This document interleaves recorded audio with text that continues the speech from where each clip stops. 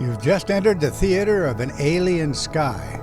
If the words and images seem strange to you, there's a reason for this. Our world was once a vastly different place. To experience this won't hurt you, and there is nothing to fear.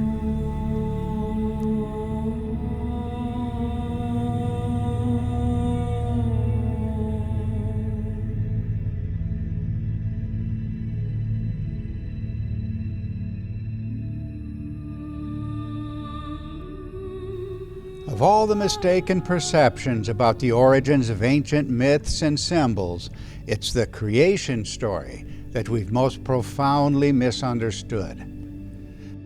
The popular assumption is that the creation myths are simply wild guesses about the beginning of the universe, how the sun and moon appeared, the stars, distant planets, and a landscape inhabited by multitudes of living creatures, all leading to a culminating appearance of our primal ancestors.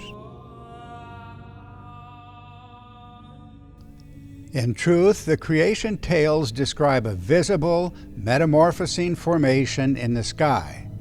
But the events could only be remembered through imaginative human interpretations, and over time, imagination itself would progressively obscure the original experience.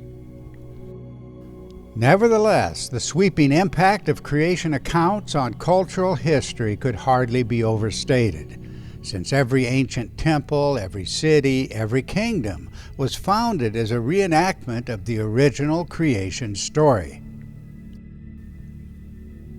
As we bring the mythic content into a comparative study, the underlying patterns will stand out.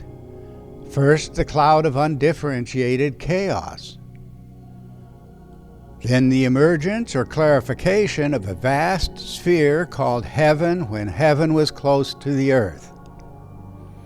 Then the differentiation of male and female aspects in conjunction as a central eye, heart, or soul, the primeval seed of creation. The archetypal Venus goddess was seen as the eye, but much more as well. And by this interpretation, the Martian warrior figure was the pupil of the eye.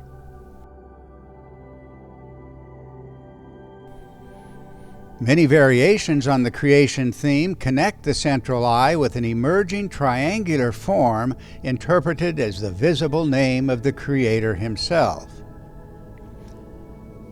Then, erupting from the triangular form, a heaven-shattering explosion, remembered as the terrifying glory, a visible, reverberating shout announcing the active phases of creation.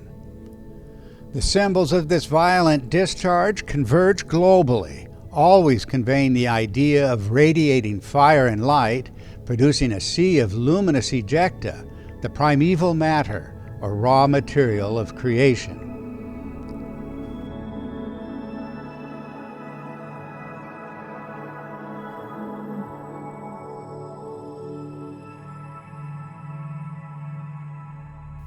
The explosive outflow gave the appearance of protection around an invulnerable spot, the location of the warrior god, the celestial prototype of the warrior king on earth. The symbolism is universal and found its broadest expression in the radiant crown of kings. The crown signified the primeval glory, the centerpiece of creation mythology, and for the same reason it meant the conjunction or marriage of the king and the goddess. Such was the original character of the mother goddess as Great Star, the radiant dwelling, protectress, and crown of the warrior god. We'll follow the creation symbolism up to and through the unraveling of the planetary configuration into the complex phases of restabilization, cosmic renewal, and the departure of the gods. The events were not just seen and heard, but encoded the world over in magical practices, in kingship rites, in New Year's festivals, and yes, even in ritual sacrifice and the great wars of conquest and nationalistic expansion. But what was the role of the overarching creator figure in all of this? The paradox of a mythic creator and displaced god will be the subject of our next discourse, When Saturn Ruled the World.